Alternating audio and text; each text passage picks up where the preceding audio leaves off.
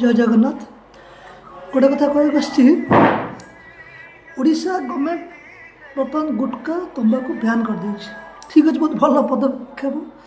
किंतु जो गवर्नमेंट दिन बीजेपी सरकार को कहला कि ओडिशा को ड्राई स्टेट करा जाऊ मद शून्य करा जाऊ या से बहुत किसी कहते निजे तो बीजेपी सरकार ओडिशा बर्तमान आसी सबकि दायित्व बर्तमान मोहन भाई सरकार हाथ उपर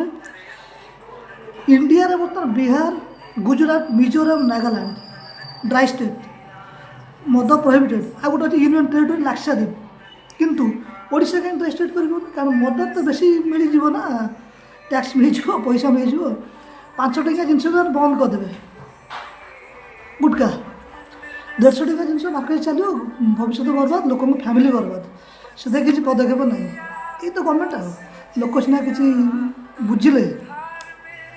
जय